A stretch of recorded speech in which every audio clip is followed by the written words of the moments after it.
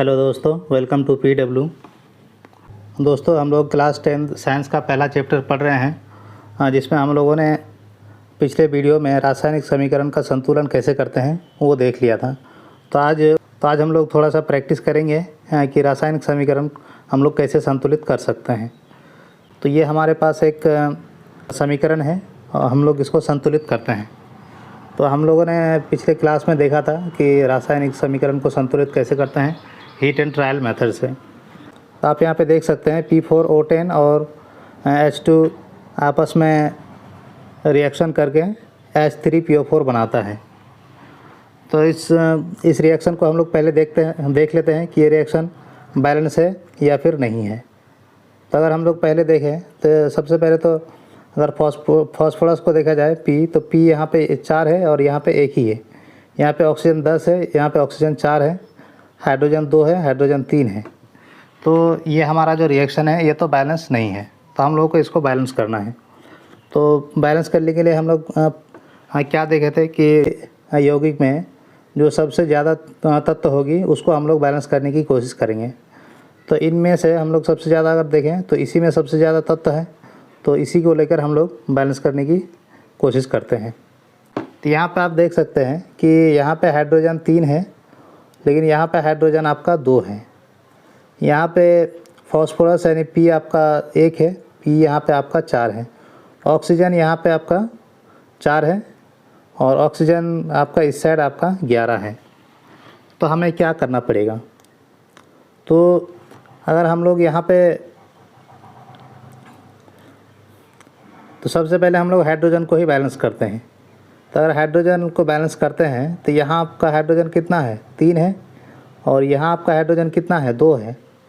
तो हम लोग क्या कर सकते हैं कि यहाँ पे अगर हम लोग 2 डाल दें, हम यहाँ पे फिर से हम यहाँ इस रिएक्शन को हम यहाँ पे लिखते हैं P4O10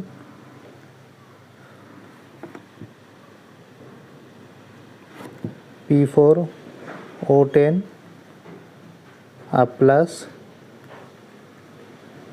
H2O।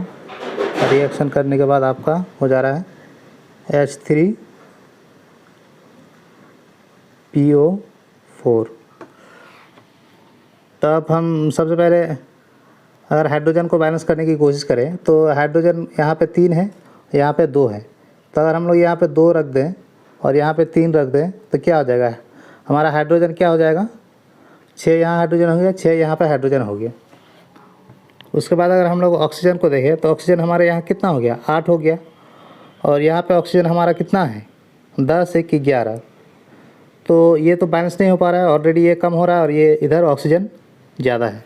तो हम लोग क्या करते हैं कि इस 2 को यहाँ से हटाते हैं, इस 3 को यहाँ से हटाते हैं और यहाँ पे हम लोग क्या करते हैं कि यहाँ पे हम लोग 6 लगा देते हैं। तो 6 दूना 12 हो गया। और यहाँ पे अगर हम लोग 4 लगा दें तो यहाँ पे कितना हो गया? हाइड्रोजन यहाँ पे भी 12 हो गया और यहाँ पे भी आपका 12 हो गया। अगर आप ऑक्सीजन के बाद अगर अब ऑक्सीजन देखें तो ऑक्सीजन आप यहाँ पे कितना हो गया? 4 चौके 16, यानी 4 चौके 16। और यहाँ पे ऑक्सीजन कितना हो गया? यहाँ पे आप ऑक्सीजन 10 है, यहाँ पे आपका ऑक्सीजन 6 है। तो यहाँ भी ऑक्सीजन 16 हो गया, यानी ऑक्सीजन यहाँ इस आपका राइट साइड में भी 16 हो गया, आपका लेफ़्ट साइड में भी 16 हो गया। अगर हम लोग फॉस्फोरस को देखें तो फॉस्फोरस हमारे यहाँ कितना है? तो 4 हमारा फॉस्फोरस यहाँ पे भी है और 4 हमारा फॉस्फोरस यहाँ पे भी है। तो इस तरह से आप अपना देख सकते हैं कि ये पूरा जो रिएक्शन है यानी पूरा जो समीकरण है ये बैलेंस हो गया।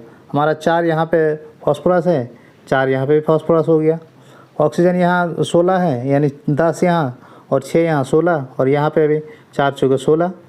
और हाइड्रोजन 6 दूना 12, तो यहाँ 4 तिया 12। तो यानी ये रिएक्शन हमारा बैलेंस हो गया, यानी ये हमारा रिएक्शन जो है संतुलित हो गया। तो आई होप कि आप लोगों को समझ में आ गया होगा कि ये रिएक्शन को हम लोग कैसे बैलेंस कर सकते हैं। तो अगर आपके मन में कोई भी और क्वेश्चन है जो आपसे नहीं बन रहा है तो हमें आप वो कमेंट सेक्शन में ज़रूर भेजें। अगर आपके पास तो अगर कोई रासायनिक समीकरण है जो आप नहीं बना पा रहे हैं तो आप हमें भेजिए, हम आपको उस रिएक्शन का उस समीकरण को बैलेंस करके बताएंगे। और आप लोग इस पे प्रैक्टिस कीजिए, क्योंकि इसका प्रैक्टिस करना बहुत ज़्यादा ज़रूरी है। जब तक आप इसका प्रैक्टिस नहीं करेंगे आप समीकरण को संतुलित नहीं कर पाएंगे। तो आई होप कि आप लोगों को ये वीडियो पसंद आया है। तो वीडियो को लाइक और चैनल को सब्सक्राइब जरूर से करें, ताकि आपका जो टारगेट है बोर्ड में अच्छे मार्क्स लाने की वो आपका अचीव हो सके। Thank you so much for watching this video.